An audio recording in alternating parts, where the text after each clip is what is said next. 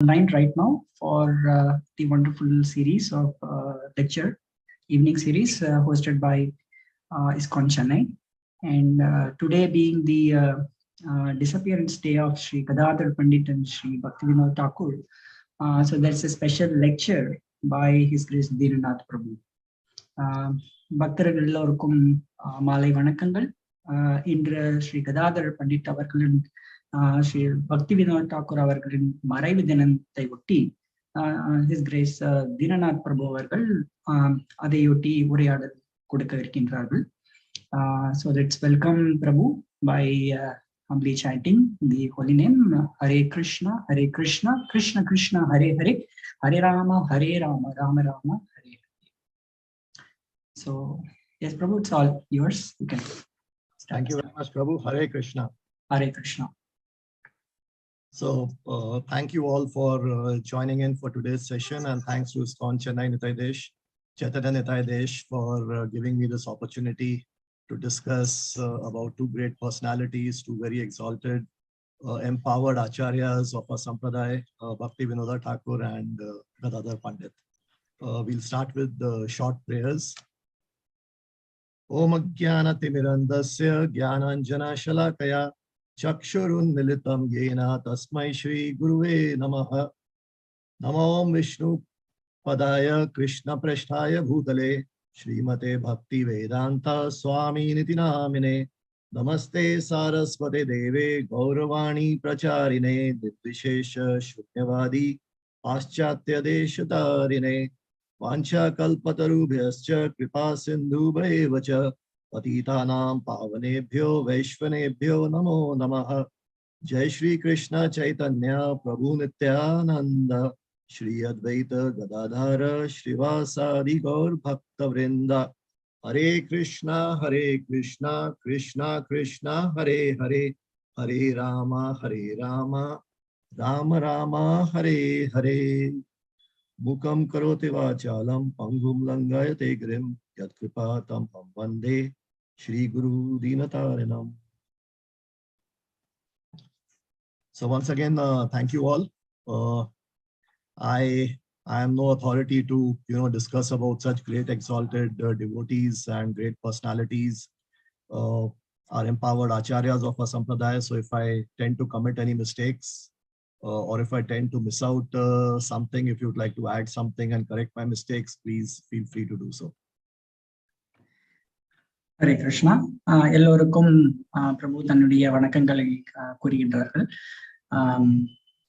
So இப்பொழுது இந்த உபன்யாசம் ஆரம்பிக்க இருக்கின்றது. So I think we can start first with Srila Bhakti Vinod Thakur. I'll just try to share my screen. முதலில் பக்தி வினோத தாக்கூர் அவர்களை பற்றி உரையாடல்.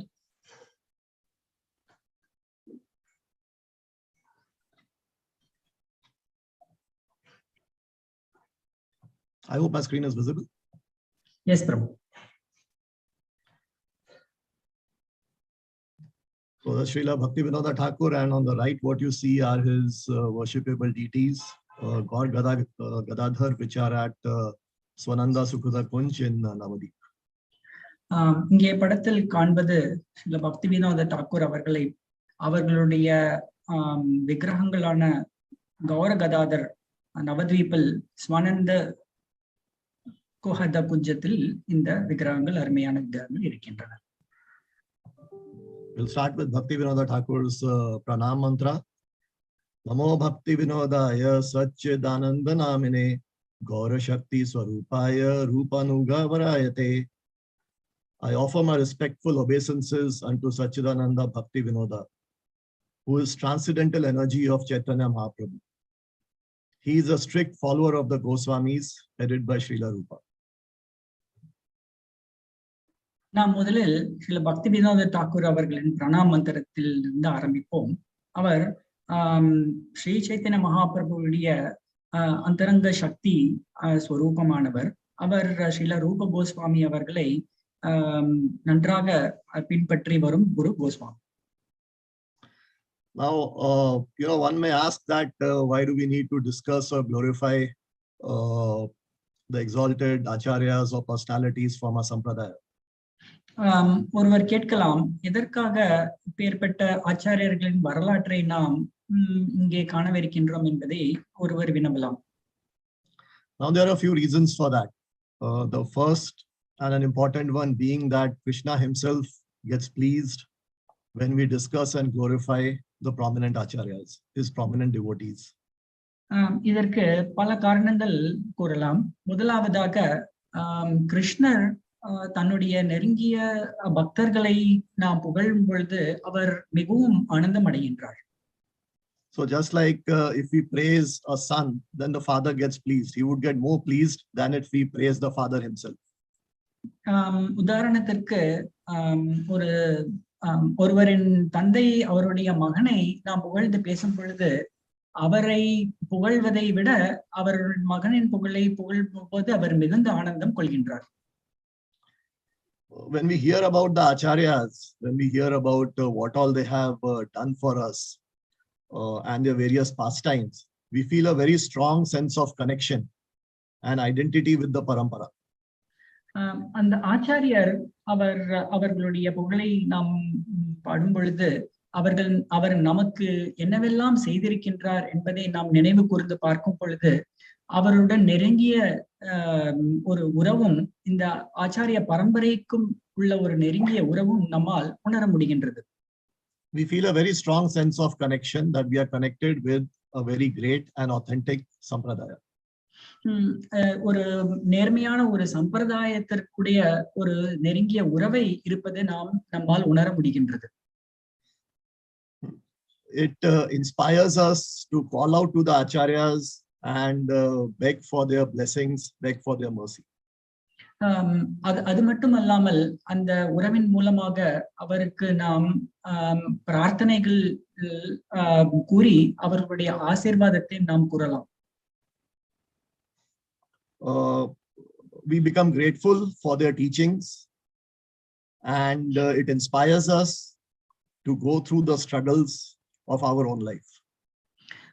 நாம் அவருக்கு நன்றி கடன் பட்டவர்களாகவும் நாம் நம்முடைய வாழ்க்கையில் இருக்கும் அந்த தடங்கல்களை மீறி வருவதற்கான உற்சாகமும் அவரிடமிருந்து நாம் பெற்றுக்கொள்ளலாம்.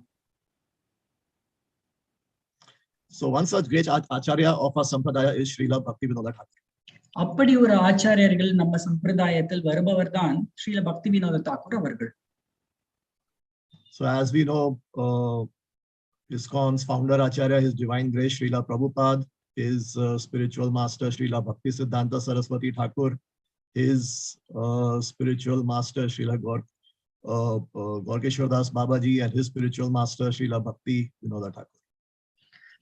நம்மளுடைய இஸ்கான் ஃபவுண்டர் ஆச்சாரியர் அவர்கள் அபயச்சரண அரவிந்த பக்தி வேதாந்த சுவாமி பிரபுபாத அவர்கள், அவருடைய ஆச்சாரியரான ஸ்ரீ பக்தி சித்தாந்த சரஸ்வதி தாக்கூர், அவருடைய ஆச்சாரியரான ஸ்ரீ கௌரகேஸ்வர தாஸ் பாபாஜி, அவருடைய ஆச்சாரியர் ஸ்ரீல பக்தி வினோத் தாக்கூர் அவர்கள்.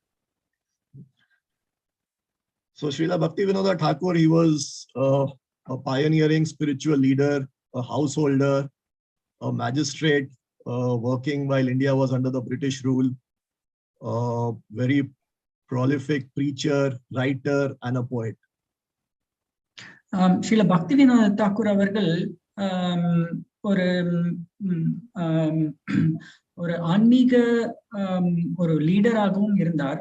அது மட்டுமல்லாமல் ஒரு கிரகஸ்தராகவும், அவர் ஹைகோர்ட்டின் தலைவராகவும் பிரிட்டிஷ் காலத்தில் இருந்த பொழுதே, அது மட்டுமல்லாமல் அவர் ஒரு பிரச்சாரம் செய்பவராகவும், அவர் எழுத்தாளராகவும், கவிதைகள் இயற்று வருவார்களும் நிறைய கதாபாத்திரங்கள் அவர் வகித்தார். So as we know, Lord Chaitanya Mahaprabhu, who is none other than Lord Krishna himself, manifested his pastimes on this earth around 500 years back. நமக்கு தெரிந்தது, ஸ்ரீல சைத்தன்ய மகாபிரபு அவர்கள் 500 வருடங்களுக்கு முன்னால் இந்த பூலோகத்தில் அவர் தன்னுடைய லீலைகளை நிகழ்த்தினார். So after his departure and after the departure of his direct disciples, the Goswamis and some of their disciples, his teachings appeared to be lost. அவருடைய மறைவிற்கு பின்னரும் அதற்கு பின் கோஸ்வாமிகள் மறைவிற்கு பின்னரும் சிறிது காலத்தில் அவர்களுடைய அந்த போதனைகள் எல்லாமே மறைந்து விட்டது போல தோன்றியது. There were various other sects, that is religious groups, that came up, and they were not propagating the teachings in the right way. அதன் பின்னர் பல்வேறு குழுக்கள் வந்து அந்த ஸ்ரீ சைத்தன்ய மகாபிரபுவின் போதனைகளை சரிவர பின்பற்றாமல் அந்த நடந்து கொண்டிருந்தது. So it was at such a time that Srila Bhakti Vinod Thakur appeared on this planet, and he reintroduced the pure teachings of Lord Chaitanya Mahaprabhu. அப்பேற்பட்ட காலத்தில் ஸ்ரீல பக்தி வினோத் தாக்கூர் அவர்கள் அவதரித்தார். அவர் அவதரித்து பின்னர் ஸ்ரீ சைத்தன்ய மகாபிரபுவின் போதனைகளை சரிவர பின்பற்ற படும்படி அவர் நடவடிக்கைகளை எடுத்தார். So he taught us devotion to Krishna by his personal example. அவர் தன்னுடைய சொந்த உதாரணத்தின்படி கிருஷ்ணருக்கு எப்படி பக்தி செய்வது என்பதை காண்பித்தார். His life story, we will see some of his pastimes in today's discussions, demonstrates a tremendous amount of courage, character, and perseverance in the face of many difficulties, and gives hope to those of us who may be wondering just how to find time to serve Lord Krishna. அவருடைய வாழ்க்கை சரித்திரத்தில் நாம் இங்கு காணவிருப்பது அவர் பெரும் அளவு தைரியத்தையோடையும் தன் நடத்தையும் எவ்வளவு தடங்கல்கள் இருந்தாலும் அதை தாண்டி வரும் அந்த தைரியமும் நமக்கு உற்சாகத்தை கொடுப்பது. எப்படி நாம் இந்த காலத்தில் நாம் எப்படி கிருஷ்ண உணர்வுக்கு நாம் சாதனைக்கு நாம் நேரம் ஒதுக்க முடியும் என்பதை காண அந்த கேள்விகளை ஸ்ரீல பக்தி வினோத் தாக்கூர் அவர்கள் தன்னுடைய வாழ்க்கை வரலாறில் காண்பிக்கின்றார். So many times we feel that we are short of time. We don't have time for services. We don't have time for services in the temple. We don't have time for attending lectures, or sometimes we don't even have time to, properly do our japa. நாம் எப்பொழுதும் இந்த காலத்தில் நாம் எப்படி ஜபத்துக்கு நாம் நேரம் ஒதுக்குவது, எப்படி சேவைக்கு நேரம் ஒதுக்குவது, எப்படி கிருஷ்ண உணர்வின் சேவைக்கு நேரம் ஒதுக்குவது என்பதெல்லாம் நாம் கேட்கும் கேள்விகள் உண்டு. So this is a typical schedule of Srila Bhakti Vinod Thakur. I'll not get into details due to paucity of time. But if you see, Srila Bhakti Vinod Thakur used to sleep only for around 3 hours in a day. இங்கே படத்தில் காண்பித்தபடி ஸ்ரீல பக்தி வினோத தாக்கூர் அவர்களுடைய கால அட்டைவணை இதே இங்கு கொடுக்கப்பட்டுள்ளது. சுருக்கமாக சொல்ல போனால் ஸ்ரீல பக்தி வினோத தாக்கூர் அவர்கள் குறைந்தபட்சம் 3 மணி நேரம் மட்டுமே தூங்கக்கூடியவர். He used to write for around 8 to 9 hours a day. He wrote various books, various bhajans, and so on. அவர் 8.5 மணி நேரம் தன்னுடைய எழுத்துக்கு அவர் கொடுத்தார். அவர் நிறைய புத்தகங்களை எழுதினார், நிறைய பஜனைகள் பாடல்களை அவர் எழுதியிருக்கின்றார். அவ்வாறாக பற்பல புத்தகங்களை அவர் எழுதுவதுண்டு. Around 4 to 5 hours he used to do his japa, and he used to do his own sadhana, his study. சுமார் 4.5 மணி நேரம் அவர் தன்னுடைய ஜபத்திற்கும் அவர் பல்வேறான சாஸ்திரங்களை படிப்பதற்கும் நேரத்தை செலவிட்டார். And he was, as I mentioned, he was in a government service, so he used to work around 6 hours a day. அவர் அலுவலகத்துக்கு 6 மணி நேரம் அவர் செலவழித்தார். And the rest of the 2 hours or so, that is the balance of this, was for his getting ready, honoring prasadam, and some correspondence and communication and so on. இது மிச்சமுள்ள 2 மணி நேரம் அவர் மற்ற விஷயங்களுக்கு அவர் செலவழித்தார். Srila Prabhupada says about Bhakti Vinod Thakur that he had a responsible government position as a district magistrate, that is a high court judge. He maintained a very Krishna conscious family, and wrote almost 100 books on Krishna consciousness. Srila பிரபுபாதர் எழுதுகிறார், ஸ்ரீல பக்தி வினோத் தாக்கூர் அவர்கள் உயர்ந்த high court magistrate அந்த ஒரு பதவியை வகித்தார் இந்த பிரிட்டிஷ் காலத்தில். அது மட்டுமல்லாமல் ஒரு பொறுப்பாக கிருஷ்ண உணர்வு உள்ள ஒரு குடும்பத்தை அவர் நிறுவனம் செய்து வந்தார். அது மட்டுமல்லாமல் அவர் ஏறக்குறைய 100 புத்தகங்களை, கிருஷ்ண உணர்வு உள்ள அந்த புத்தகங்களை அவர் எழுதியிருக்கின்றார். At the same time, he served Lord Krishna in so many different ways. That is the beauty of his life. அதே சமயத்தில் அவர் பரமபுருஷ பகவானுக்கு பல்வேறு விதமான சேவைகளையும் செய்து வந்தார். After a full day of government service, he would sleep 4 hours, get up at midnight, and write until morning. That was his daily program. அவர் நாள் முழுக்க அந்த அரசாங்க உத்தியோகத்தை முடித்தவுடன் அவர் ஒரு 4 மணி நேரம் மட்டுமே அவர் தூங்குவார். பின்னர் நள்ளிரவு அவர் எழுந்து கொண்டு காலை வரை அவர் எழுதுவதுண்டு. And as we know, Srila Prabhupada also used to sleep very less. He also used to get up very early for writing, translating books, and his japa and sadhana. அதே போல நாம் பார்த்திருக்கலாம், ஸ்ரீல பிரபுபாதர் கூட இரவு அவர் எழுந்து அவர் தன்னுடைய புத்தகங்களை மொழிபெயர்ப்பதற்கும் ஜபத்தை செய்வதற்கும் அவர் நேரத்தை செலவழித்தார். Now there are three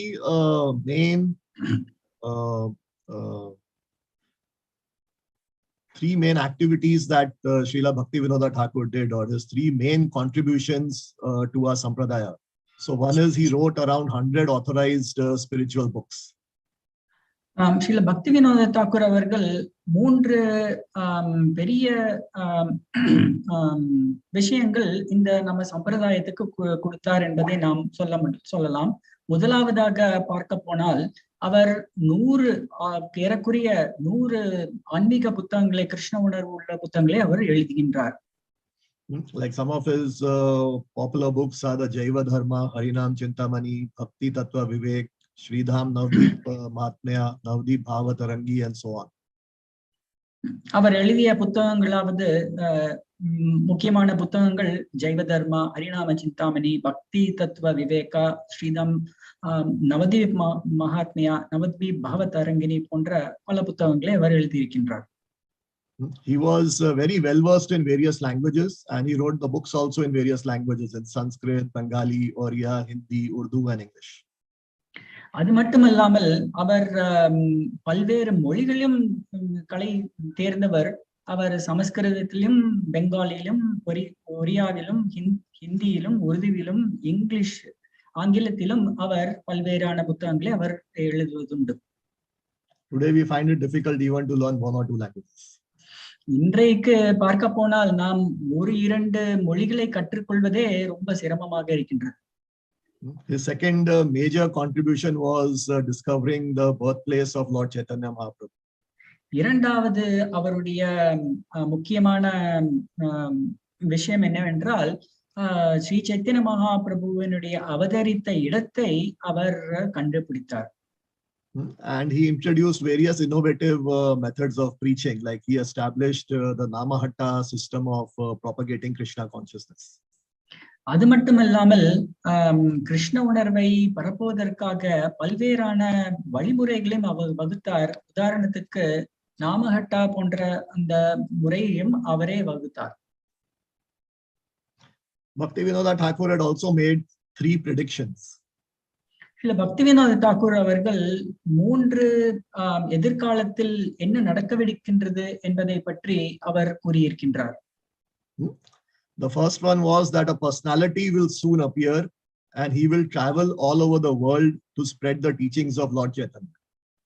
So முதலாவதான அவருடைய தீர்க்க தரிசனம் என்றால் ஒரு அற்புதமான ஒரு நபர் தோன்றுவார். தோன்றி அவர் உலகம் பூராவும் பயணம் செய்து ஸ்ரீ சைத்தன்ய மகாபிரபுவினுடைய அந்த போதனைகளை எல்லோருக்கும் கொடுப்பார் என்ற ஒரு தரிசனத்தை அவர் கொடுத்தார்.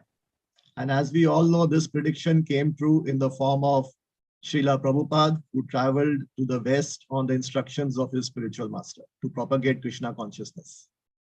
அந்த தரிசனத்தை நிறைவேற்றியவர் ஸ்ரீல பக்தி வேதாந்த சுவாமி பிரபுபாதா. அவர் ஹரிநாம சங்கீர்த்தனத்தை உலகம் முழுவதும் அவர் பரப்பினார். எல்லா உலகத்தில் உள்ள எல்லாரும், அமெரிக்கர்களும் ஆங்கிலேயர்களும் ஜெர்மனர்களும் ரஷ்யர்களும் எல்லாரும் கர்த்தாலம் மிருதங்களும் எல்லாம் கொண்டு ஹரே கிருஷ்ண மகாமந்திரத்தை ஜபம் செய்ய அவர் செய்தார். Okay, Prabhuji already covered the second point. So second prediction came true when Srila Prabhupada propagated Krishna consciousness in various countries across the world. And the third prediction was that when will the day come when the fair-skinned foreigners will come to Sri Mayapur Dham and join the Bengali Vaishnavas to chant Jai Sachinandana, Jai Sachinandana. When will that day be? அவர் மூன்றாவதாக அவர் பார்த்த விஷயம், எப்பொழுது வெள்ளை தோல் நிறைந்த ஆங்கிலேயர்கள் நாம் ஸ்ரீதம் மாயாப்பூருக்கு வந்து பெங்காலி வைஷ்ணவர்களுடன் சேர்ந்து ஜெய ஸ்ரீ சச்சிநந்தன ஜெய ஸ்ரீ சச்சிநந்தன என்று அவர் பாடி ஆடுவார்கள் என்று எப்பொழுது அந்த அற்புதமான நாள் வரும் என்று அவர் பார்த்தார். So this prediction came true when after Srila Prabhupada spread Krishna consciousness across the world, a whole lot of devotees from different countries across the world started coming to Sridham Mayapur, starting from the 1980s. And even today, devotees from all over the world come to see the birthplace of Lord Chaitanya Mahaprabhu and the various other important places in Sridham Mayapur. அதுவும் ஸ்ரீல பக்தி வேதாந்த சுவாமி பிரபுபாதர் அவர்கள் மறைந்த பின்னர் ஆங்கிலேயர்கள் எல்லோரும் ஸ்ரீதம் மாயாப்பூருக்கு வந்து ஆடி பாடி நடனம் ஆடி ஹரே கிருஷ்ண மகாமந்திரத்தை பாடியது நாம் 1980க்கு மேலாக அது நடக்க ஆரம்பித்தது.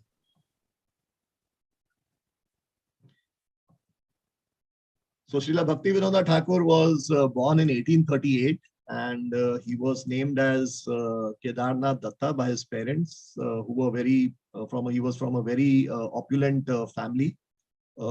He was the seventh son of Raja Krishnananda Datta, who was a great devotee of Lord Nityananda.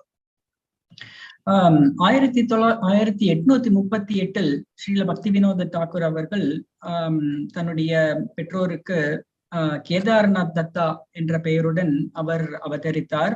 அவர் நாடியா மேற்கு வங்காள மாநிலத்தில் வீரநகரா உள்ளகரம் என்ற அந்த இடத்தில் அவர் அவதரித்தார். அவர் தன்னுடைய தந்தைக்கு அவர் 7வது மகனாக அவதரித்தார். அவர் அந்த தந்தை ஒரு நித்யானந்த பிரபுவினுடைய ஒரு பெரும் பக்தரும் ஆவார். So subsequently at the age of 18 he started his education in Calcutta and he wrote extensively in English and Bengali. He also studied English literature. 1856 வருடம், அதாவது அவருடைய 18வது வயதில் கேதார்நாத் தத்தா அவர் கல்கத்தாவில் கல்லூரியில் படிக்க ஆரம்பித்தார். உடனடியாக அவர் ஆங்கிலத்திலும் பெங்காலியிலும் நிறைய எழுதுகின்றார். ஆங்கிலத்தில் நிறைய எழுதி அவர் ஒரு பிரிட்டிஷ் அந்த பார்லிமெண்டில் அவர் ஒரு கைதேர்ந்த ஒரு பேச்சாளர் என்ற ஒரு பெயரையும் அவர் வாங்கியிருந்தார். Srila Bhakti Vinod Thakur was not interested in business because he felt that if one has to do business in those times, it was necessary to be dishonest. So he decided to take a teacher's post in a school in Cuttack. Srila பக்தி வினோத தாக்கூர் அவர்கள் வியாபாரத்தில் வணிகம் செய்வதற்கு அவர் ஆர்வம் காமிக்கவில்லை. ஏனென்றால் வணிகம் செய்ய வேண்டும் என்றால் நிறைய பொய் சொல்ல வேண்டியது இருக்கும், அவர் ஏமாற்ற வேண்டியது இருக்கும் என்று நினைத்து அவர் ஆசிரிய பதவியை அவர் தேர்ந்தெடுத்தார்.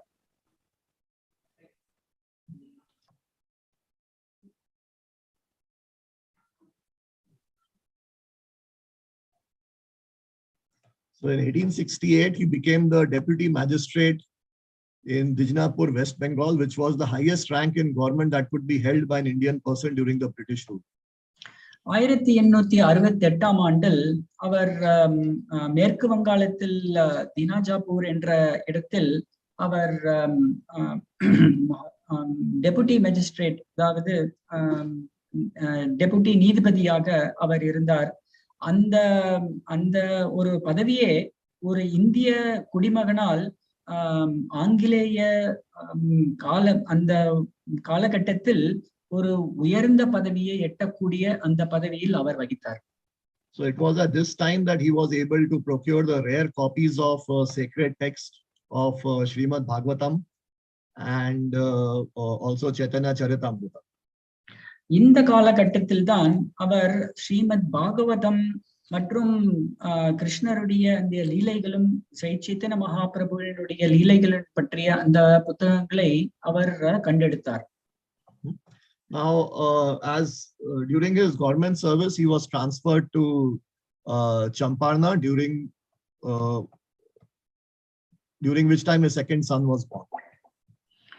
அவர் சம்பரணா என்ற ஒரு இடத்துக்கு அவர் மாற்றம் பெற்றார். அப்பொழுதுதான் அவருக்கு இரண்டாவது மகன் பிறந்தார். Now in Champarna, people used to worship a ghost in a banyan tree. The ghost had the power to influence the mind of a local judge to decide in favor of the worshipper. And at that time, Srila Bhakti Vinod Thakur, who was known as Kedarnath Datta, at that time he advised a local scholar to read Srimad Bhagavatam under the tree continuously day and night. And after 1 month, the tree crashed to the ground. And due to this, many people found renewed faith in the message of Srimad Bhagavatam. அந்த காலகட்டத்தில் மக்கள் எல்லோரும் சப்பரணாவில் ஒரு ஆலமரம், ஒரு ஆவியோடு தரித்த ஒரு ஆலமரத்தை வழிபட்டு வந்தனர். ஏனென்றால் அந்த ஆவி அந்த லோக்கல் அந்த ஏரியாவில் இருக்கும் அந்த நீதிபதியின் மனதை வசீகரப்படுத்தி தன்னுடைய அவருக்கு தேவையான போல் அந்த ஜட்ஜ்மெண்டை கொடுத்தார். ஆனால் கேதார்நாத் தத்தா, அதாவது ஸ்ரீல பக்தி வினோத் தாக்கூர் அவர்கள் ஸ்ரீமத் பாகவதத்தை இரவும் பகலுமாக அந்த இடத்தில் சென்று படித்து அதன் மூலமாக 1 மாதம் கழித்து அந்த பெரிய மரம், அந்த ஆவி தரித்த அந்த பெரிய மரம் கீழே விழுந்து மக்கள் எல்லோரும் பயத்தை விட்டு ஸ்ரீமத் பாகவதத்தின் மேல் நம்பிக்கை பிறக்க ஆரம்பித்தது. So from there he moved to the holy city of Jagannath Puri Dham. அங்கிருந்து அவர் ஜெகநாத் புரி அந்த புனித ஸ்தலத்துக்கு அவர் இடம் பெயர்த்தார். In Orissa, in the town of Kamanala, there lived a mystic named Vishaki Sena, who would lean into a fire and then return to an erect sitting posture. And in this way, he would rock back and forth into the flames. பின்னர் 1873ஆவது வருடத்தில் அவர் ஒரிசாவில் கமனலா என்ற ஒரு இடத்தில் ஒரு யோகி இருந்தார். அந்த யோகி ஒரு நெருப்புக்கு உள்ளேயும் வெளியேயும் சென்று நெருப்புக்கு உள்ளே உட்கார்ந்து அவர் ஜபம் செய்தார். அவர் அங்கே இருந்த வண்ணம் தன்னுடைய தலையிலிருந்து நெருப்பை கூட கக்க வைத்தார். He acquired mystic powers and he could also produce fire from his head. அந்த யோகி தன்னுடைய மண்டையிலிருந்து நெருப்பு கக்க வைத்தார். So this mystic had 2 companions by the name of Brahma and Shiva, and he himself claimed to be Mahavishnu. அந்த யோகிக்கு 2 உதவியாளர்கள் இருந்தார்கள். அவருக்கு பிரம்மா சிவா என்று பெயரளித்தார். அவர் தனக்கு தானே மகாவிஷ்ணு என்றும் பெயரளித்துக் கொண்டார். So some of the lesser kings of Orissa, that is those who are not so learned and all, they came under his sway and they started providing funds for construction of a temple for Vishaki Sena, and they also sent him women to indulge in sense gratification. அது மட்டுமல்லாமல் அங்கே இருந்த குறுநில அரசர்கள் அவருக்கு, இந்த பிசாக்கி சேனா அவருக்கு ஒரு கோவில் கட்டவும் பின்னர் எல்லா விதமான உதவிகளும் அவர் செய்து வந்தார்.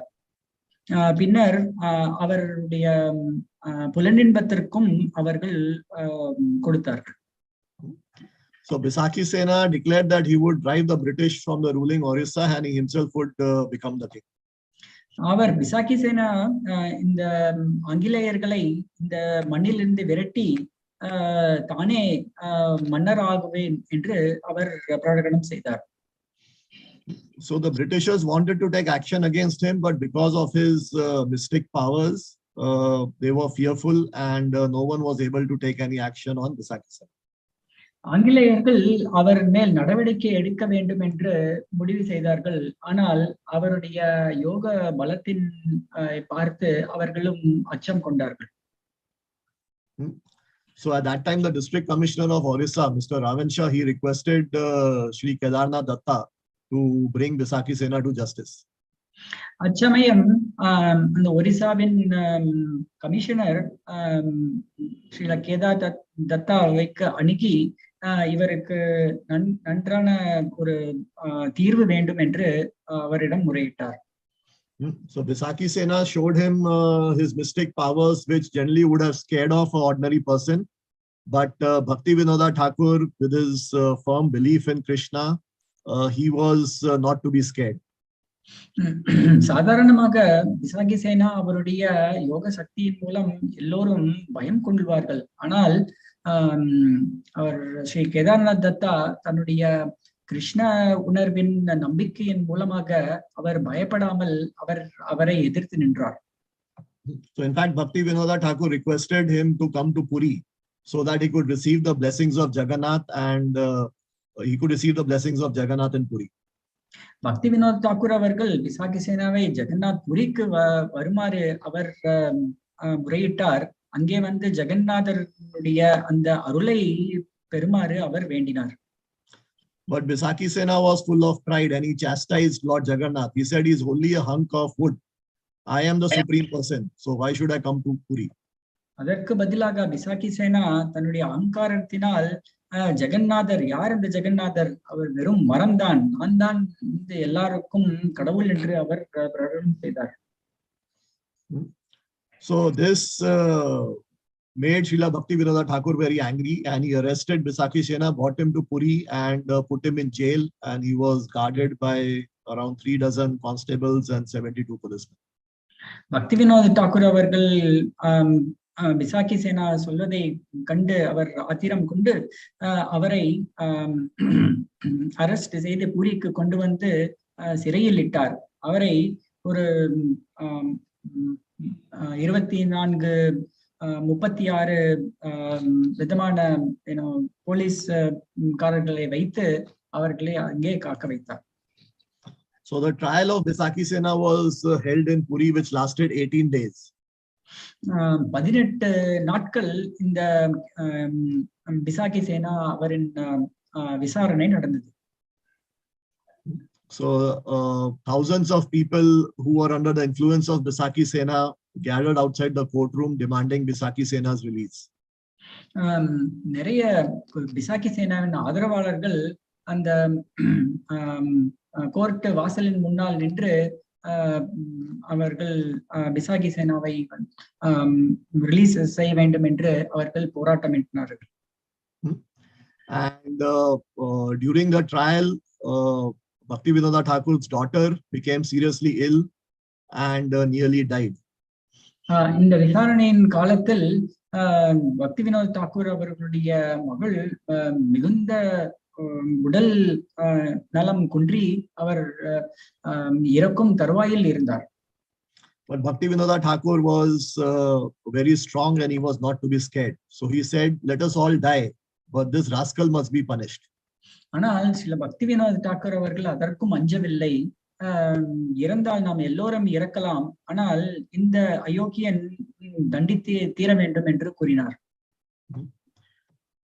This Bisakhi Sena also announced that he would show more of his powers and threatened Bhakti Vinod Thakur that he should release him or face even more miseries.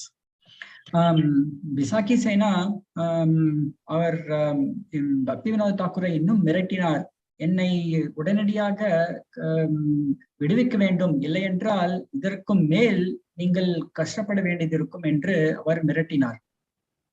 And on the last day of the trial, even Bhakti Vinod Thakur himself became very seriously ill. அந்த விசாரணையின் கடைசி நாளன்று பக்தி வினோத் தாக்கூர் கூட பெரும் ஒரு காய்ச்சலில் அவர் சிக்கி அவர் மகள் எப்படி கஷ்டப்பட்டாலோ அதே போல் அவரும் கஷ்டத்துக்கு உள்ளாக்கினார். But Bhakti Vinod Thakur was determined to punish him, and he pronounced him guilty and sentenced him to 18 months in jail. ஆனால் பக்தி வினோத் தாக்கூர் அவர்கள் கடுமையாக அவர் எதிர்த்து அவருக்கு 18 மாதங்கள் சிறைச்சாலை தண்டனை அவர் வாங்கி கொடுத்தார். So, and when he was being ready for jail, the district medical officer cut off all his hair. So apparently he was drawing power from his long hair, and when his hair was cut off, he just fell to the floor like a dead man and had to be taken to the jail in a stretcher. And after 3 months in jail, he himself took poison and he died. அவர் விசாரணை முடிந்து அந்த சிறைச்சாலைக்கு செல்லும் பொழுது அவருடைய முடியானது வெட்டப்பட்டது. அப்பொழுது அவர் தன்னுடைய சக்தி எல்லாம் இழந்தது போல் இருந்தார். ஏனென்றால் அந்த முடியிலிருந்துதான் அவருடைய சக்தி அவர் பெறுகின்றார். அவர் விசாரணை காலம் முழுவதும் எதுவும் சாப்பிடாமலும் குடிக்காமலும் இருந்ததால் அவர் கீழே விழுந்தார். பின்னர் 3 மாதங்கள் கழித்து அவரே அந்த சிறைச்சாலையில் ஒரு விஷத்தை கொடுத்து அவர் இறந்து விட்டார். I'll skip a few things because of time. But so in Puri, he spent a lot of time at Tota Gopinath Mandir, where also Shri Gadhadhara Pandit had spent a lot of time along with Chaitanya Mahaprabhu in that place. புரியில் நிறைய காலம் தோதா கோபிநாத் கோவிலில் அவர் தன்னுடைய நேரத்தை செலவழித்தார். அந்த இடத்தில்தான் ஸ்ரீ கதாதர பண்டித்தும் ஸ்ரீ சைத்தன்ய மகாபிரபுனுடைய நெருக்கமான அந்த லீலைகள் நிறைய அங்கே நடந்தது.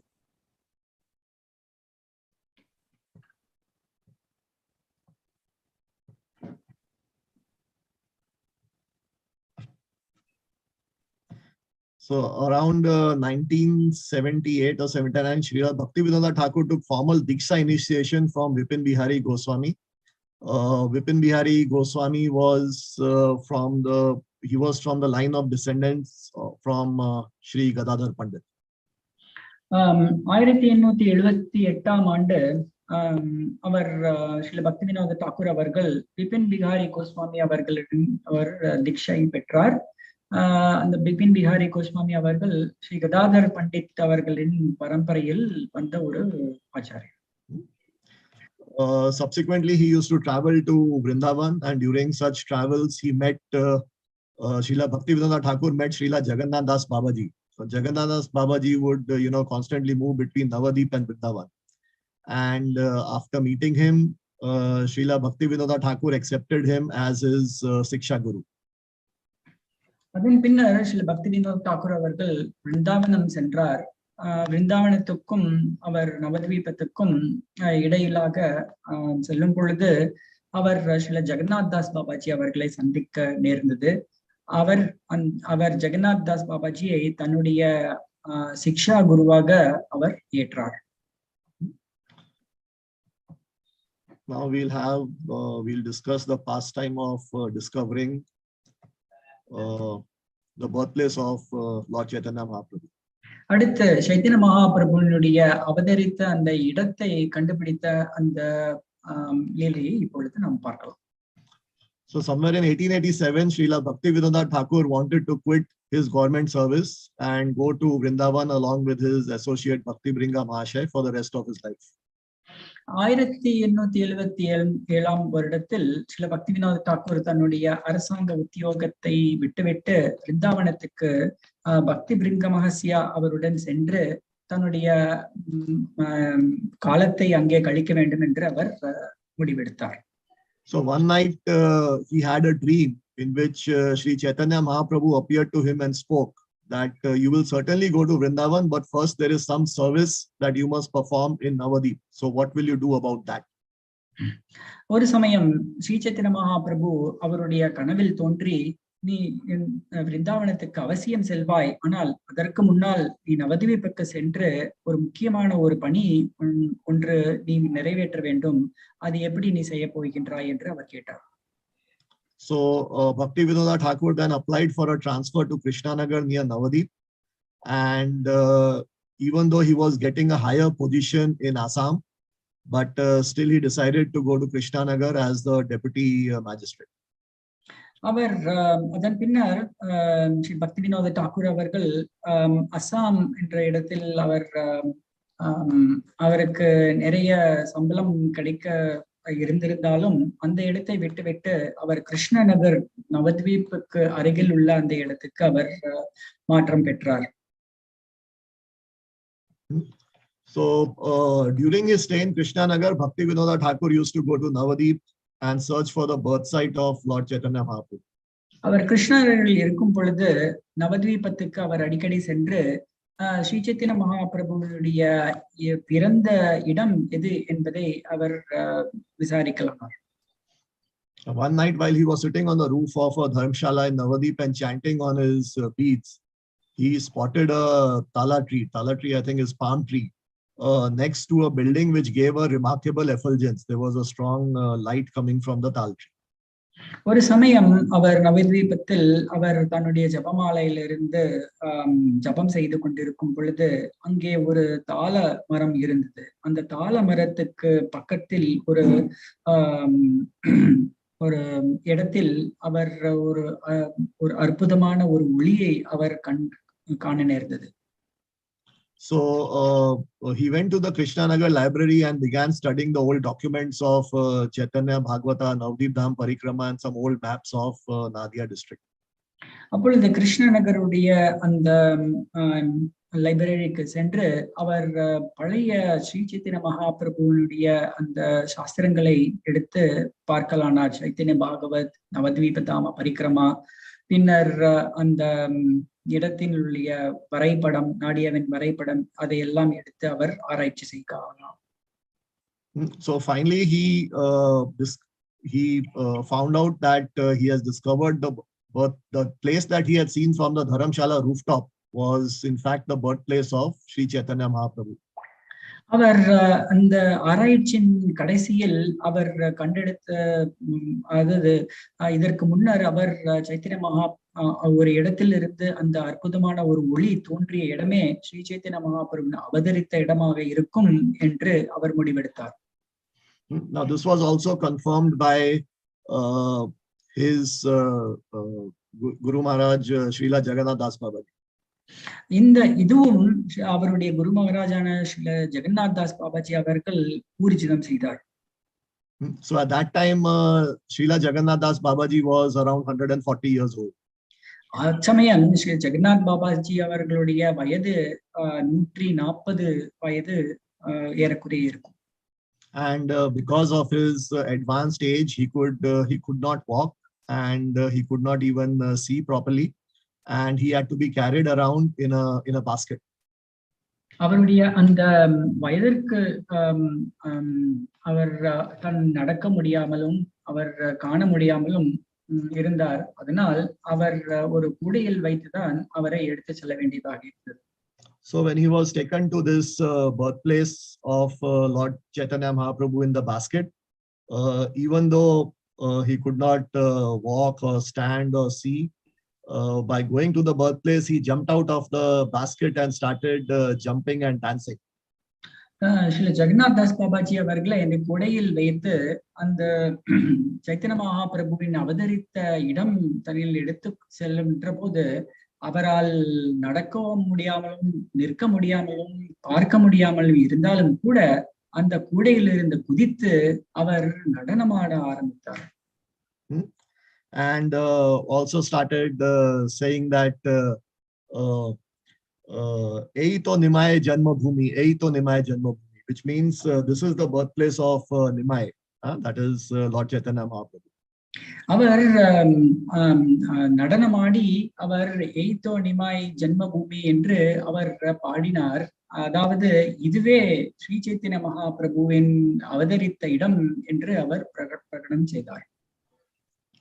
So like that, this is one of the very important contributions of Srila Bhakti Vinod Thakur of discovering Lord Chaitanya Mahaprabhu's birthplace. இதுவும் முக்கியமான ஒரு ஸ்ரீ பக்தி வினோத தாக்கூர் அவர்கள் அளித்த ஒரு முக்கியமான விஷயம் நமக்கு சைத்தன்ய மகாபிரபுவின் அவதரித்த இடத்தை கண்டுபிடித்து கொடுத்தது. And in glorification of Navadip Dham, in glorification of the holy place, Srila Bhakti Vinod Thakur published the Navadip Dham Mahatmya book. இதை ஒட்டி அவர் நவதீப் தாம மகாத்மியா என்ற ஒரு புத்தகத்தையும் அவர் வெளியிட்டார். So once one of Srila Bhakti Vinod Thakur's son contracted a skin disease, and Jagannath Das Babaji told the boy to lie down at the birth site of Lord Chaitanya for the night, and he did so, and by morning he was cured. ஒரு சமயம் ஸ்ரீல பக்தி வினோத தாக்கூரின் அவருடைய ஒரு மகன் தோல் நோய் ஒன்று அவரால் அவஸ்தைப்பட்டிருந்தார். அப்பொழுது ஜெகநாத் தாஸ் பாபாஜி அவர்கள் அந்த அச்சிறுவனை சைத்தன்ய மகாபிரபுவின் பிறந்த இடத்தில் போய் இரவு முழுவதும் படுக்க சொன்னார். அவர் படுத்து அடுத்த நாள் காலையில் அந்த தோல் நோய் முழுவதும் குணமடைந்து விட்டது. So as I mentioned earlier, Srila Bhakti Vinod Thakur also gave us various bhajans and various devotional songs. Some of the popular ones, he gave us the Gaur Aarti, Jaya Radha Madhav, Yashomati Nandana, and also some of the prayers for offering prasadam. Srila பக்தி வினோத் தாக்கூர் அவர்கள் சொன்னபடி அவர் நிறைய பஜனைகள் பாடல்களையும் பாடி இருக்கின்றார். சில அற்புதமான பாடல்கள் நாம் பாடுவதுண்டு. கௌராரதி, ஜெயராதா மாதவ், யசோமதி நந்தன, பின்னர் பிரசாதம் சேவை, இந்த மாதிரி போன்ற அந்த பஜனைகள் அவர் கொடுத்ததுதான். So this is a verse from one of his songs which glorifies Lord Chaitanya Mahaprabhu and Sri Gadhadhara Pandit. பக்தி வினோத் தாக்கூர் அவர்களுடைய ஒரு பாடல் இது. இது சைத்தன்ய மகாபிரபுவும் கதாதர் பண்டித்தையும் புகழ்ந்து பாடக்கூடிய இந்த பாடல். ஸ்மர கௌர கதாதர கேலி கலம் பவ கௌர கதாதர பக்ஷச்சர ஸ்ரீனு கௌர கதாதர சாரு கதம் பஜ கோத்ரும கானன குஷ்ஜ vidhum, which means become a servant of Gaur and Gadadhar. Listen to the beautiful narrations concerning Gaur and Gadadhar and just worship Lord Gaura, the moon of Godruma's forest bowels. இந்த பாடலின் அர்த்தமாவது, நீங்கள் கௌர கதாதரனுடைய சேவகனாக மாறுங்கள், அவர்களுடைய அற்புதமான அந்த லீலைகளை காதால் கேளுங்கள், அவர் கௌர கதாதரை நீங்கள் வழிபடுங்கள். அந்த கௌர கதாதர் அவரே அந்த கோதுர்ம அந்த வனத்தினுடைய ஒரு சந்திரன் ஆவார் என்று அந்த பாடல் புகழ்ந்து பாடுகின்றார். So like that we see there's a strong connection between Srila Bhakti Vinod Thakur and Sri Gadhadhara Pandit. So இந்த பாடலின் மூலமாக நமக்கு பக்தி வினோத் தாக்கூர் கௌர கதாதரனுடைய அந்த நெருங்கிய அந்த உறவை நாம் காணலாம். So with this, it's already 9:50. Maybe I'll go over by another 5. We'll go over time by 5-10 minutes. I hope that is okay. With this, we'll move to, we'll discuss a bit about Srila Gadhadhara Pandit. Yes, Prabhu. Yeah.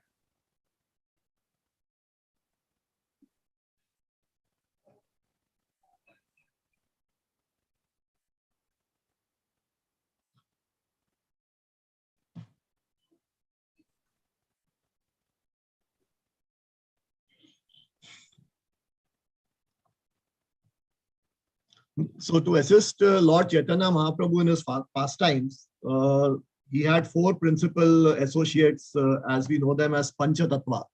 That is Nityananda Prabhu, Advaita Acharya, Srivas Thakur, and Gadhadhara Pandit.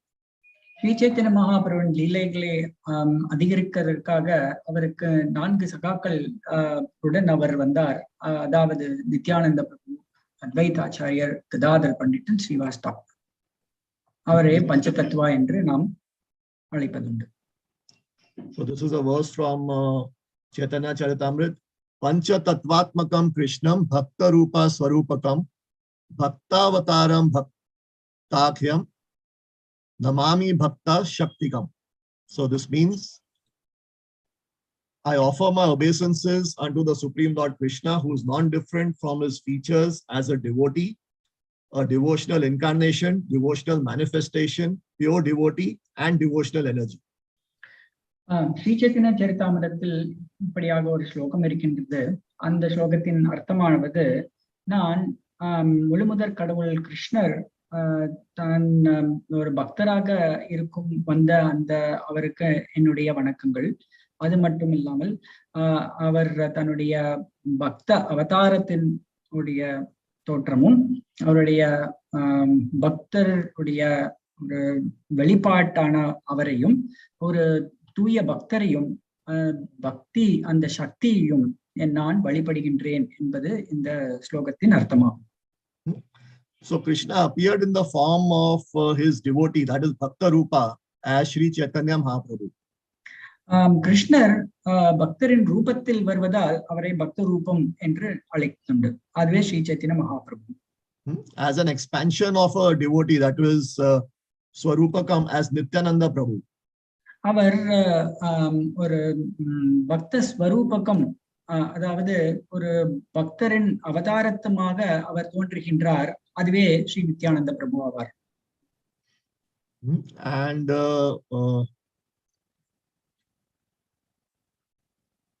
as a Bhakta Avtaram as Advaita Prabhu, and as a devotee Bhakta as Srivas Thakur. ஒரு பக்தராக ஸ்ரீவாஸ் தாக்கூராகவும் பக்தரின் அவதாரமாக அத்வைத பிரபுவும் தோன்றுகின்றார். And as a devotional energy that inspires devotees, that is Bhakta Shaktikam as Gadhadhara Pandit. அந்த பக்தி சக்தியாக உருவம் எடுத்து வருவது Sri Gadadhara Pandit. So Gadhadhara Pandit is non-different than Srimati Radharani. அந்த கதாதர பண்டிட் ஸ்ரீமதி ராதாராணி தான் கதாதர பண்டிட்டாக வருகின்றார். And these Panchatatvas together, they came together to propagate the Harinam Sankirtan and gave us the Hare Krishna Mahamantra. Hare Krishna, Krishna Krishna, Hare Hare, Hare Rama, Rama Rama, Hare. இந்த ஐவரும் சேர்ந்து பஞ்சதத்துவமாக இந்த ஹரிநாம சங்கீர்த்தனத்தை இந்த யுகதர்மமாக கொடுப்பதற்காக அவர் வந்திருக்கின்றார்.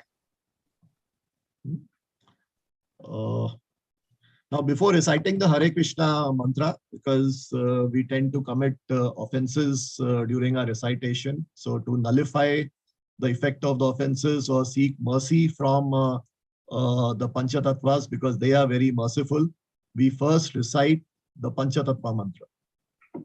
நாம் ஹரே கிருஷ்ண மகாமந்திரத்தை ஜபம் செய்வதற்கு முன்னால் இந்த பஞ்சதத்துவ மந்திரத்தை நாம் ஜபம் செய்ய வேண்டும். ஏனென்றால் நாம் பல்வேறு விதமான நாம அபராதங்களை நாம் கொடுப்பதுண்டு.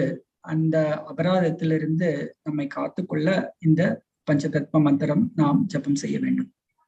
Which is Jai Shri Krishna Chaitanya Prabhu Nityananda Shri Advaita Gadadhara Srivasadi Gaur Bhaktavinda.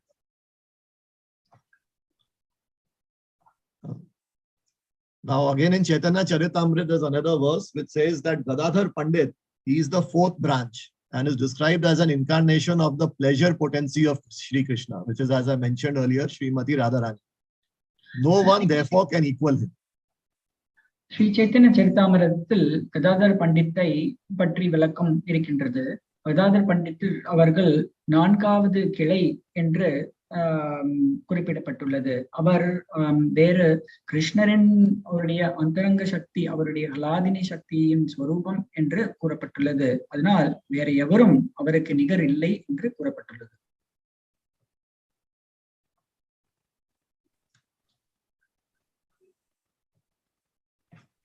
Gadhadhara Pandit appeared 1 year after Sri Chaitanya Mahaprabhu appeared, and his parents were Madhav Mishra and Ratnavati.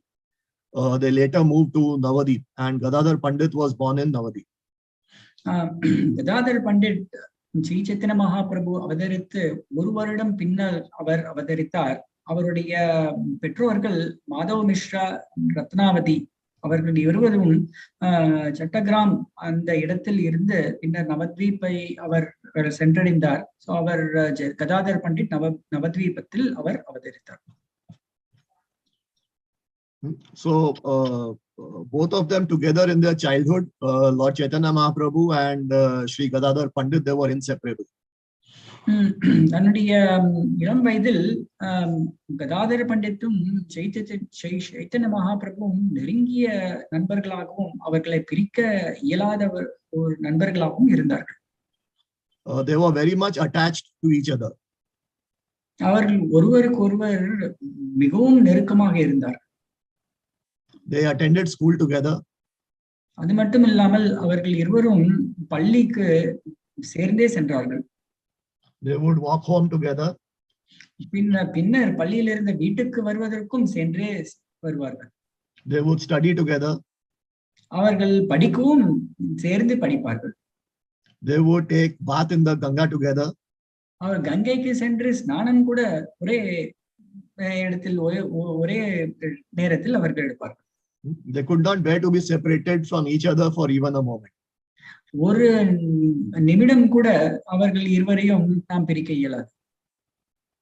So like that, there are many such pastimes of Lord Chaitanya Mahaprabhu and Gadhadhara Pandit described in Chaitanya Charitamrita and Chaitanya Bhagavata.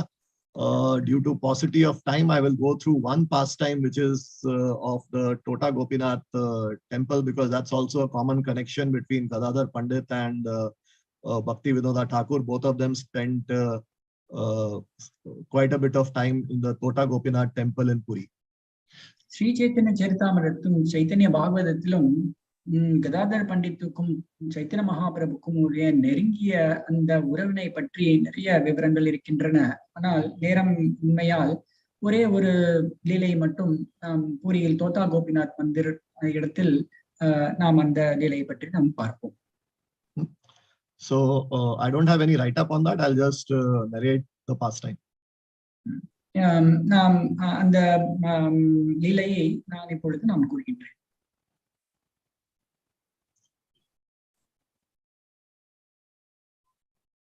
So after Chaitanya Mahaprabhu had taken sannyas, he moved to Jagannath Puri.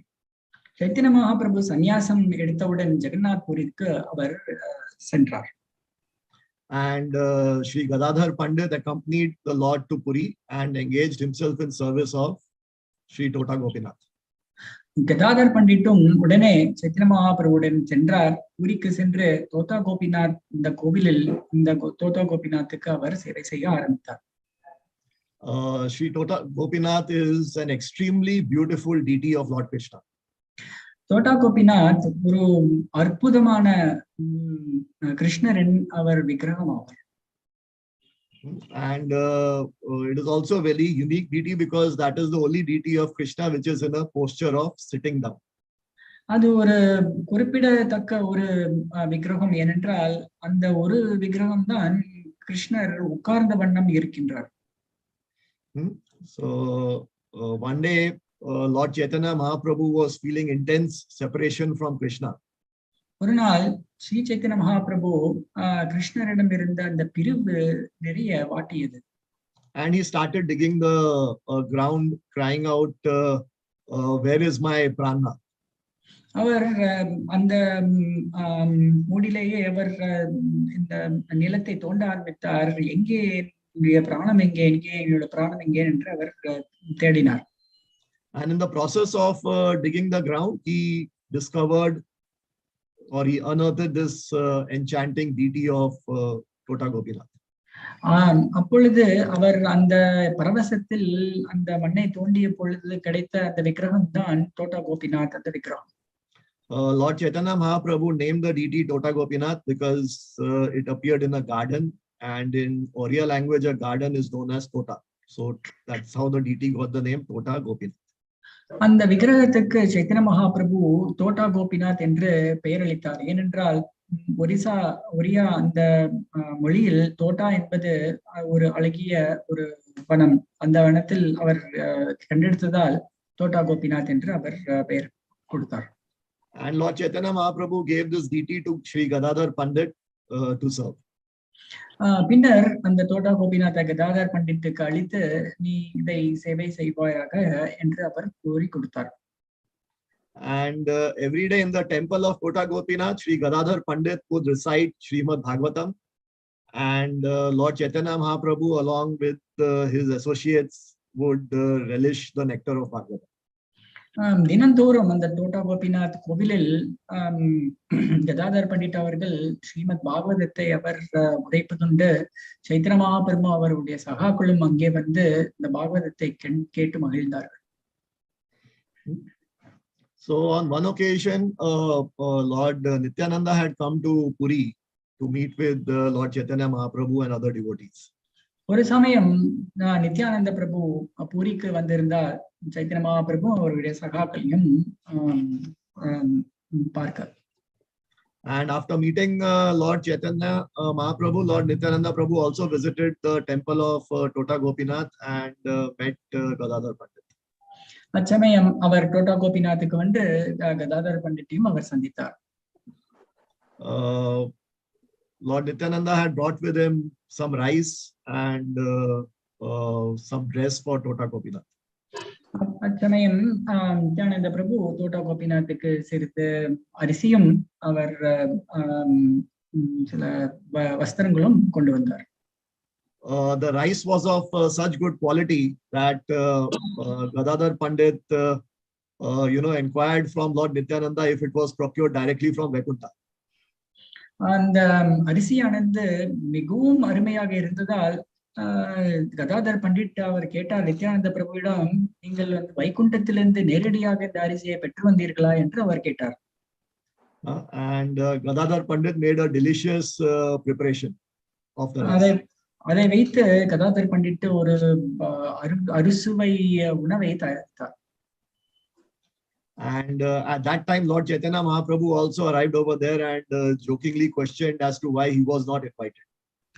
அச்சமயம் சைத்தன்ய மகாபிரபு அங்கே வந்தார். வந்து ஏன் என்னை இங்கே அழைக்கவில்லை என்று அவர் கேள்வியாக கேட்டார். And noticing the delicious prasadam, Lord Chaitanya Mahaprabhu also wanted to relish the prasadam. அந்த ஒரு அருமையான அந்த உணவை கண்டு அந்த பிரசாதத்தை சைத்தன்ய மகாபிரபுவும் உண்ண ஆசை கொண்டார். So then they relished the prasadam and Lord Chaitanya Mahaprabhu was very happy with the cooking of Sri Gadhadhara Pandit, and he really appreciated the rice and the sabji that was cooked.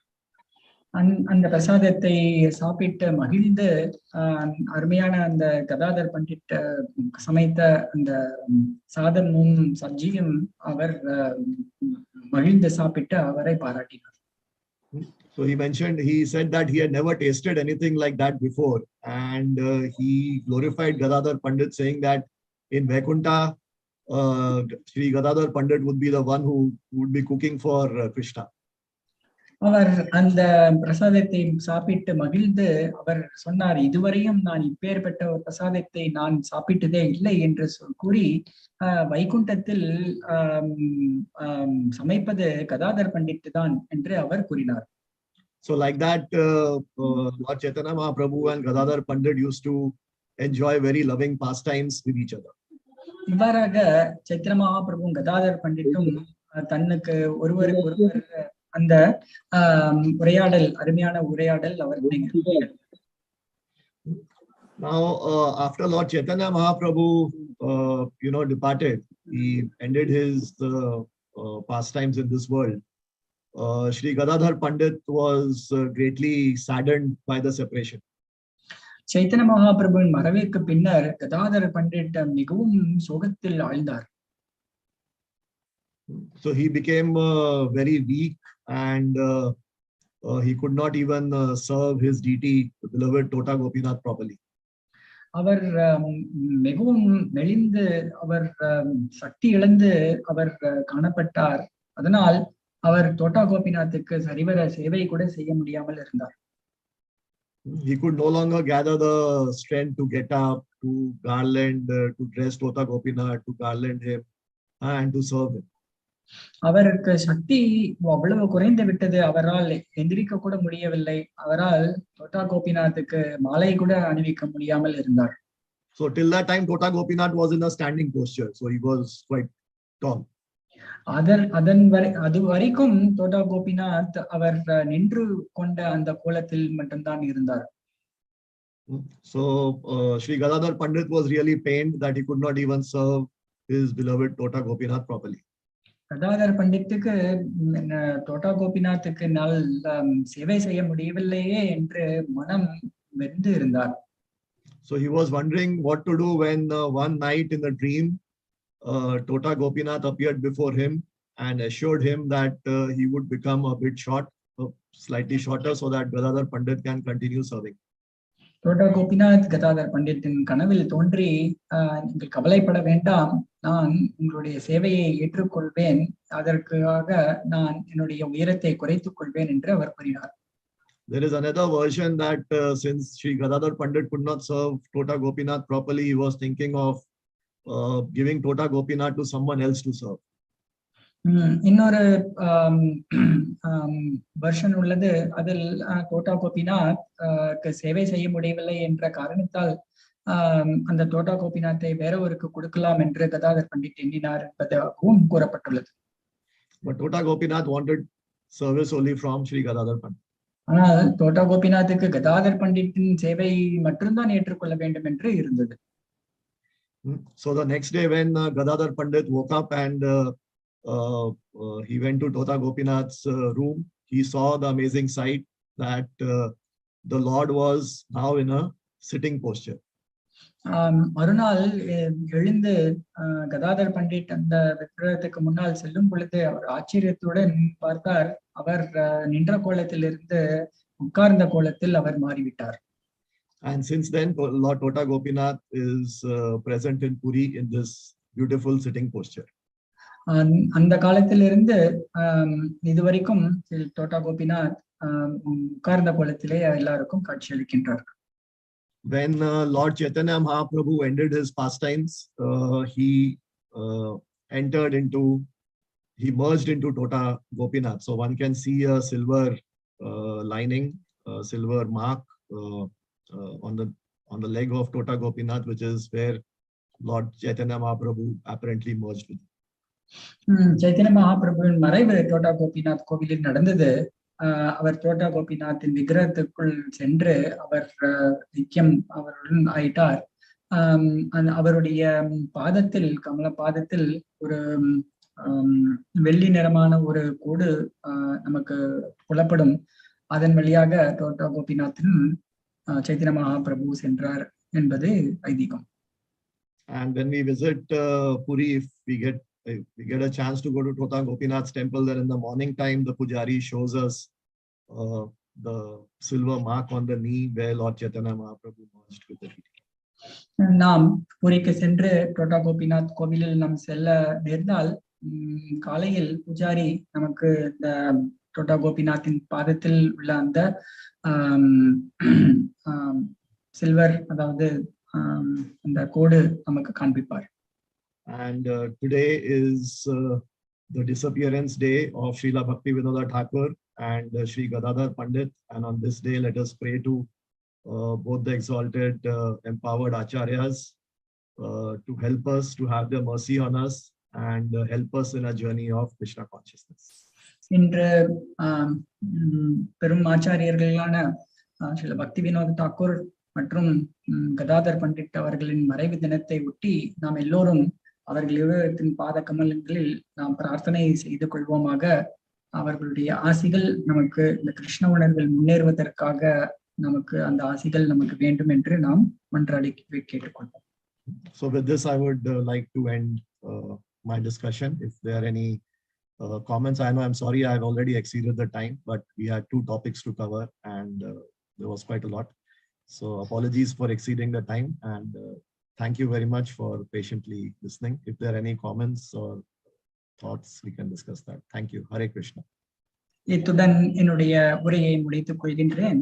இந்த இரண்டு லீலைகளையும் நாம் பார்க்க இந்த சிறிது காலம் பிடித்தது. எல்லோருக்கும் என்னுடைய பணிவான வணக்கங்கள். யாராவது ஏதாவது கேள்விகள் இருந்தால் நீங்கள் கேட்கலாம். Hare Krishna, dear devotees, if you have any questions, yes, you can unmute and ask.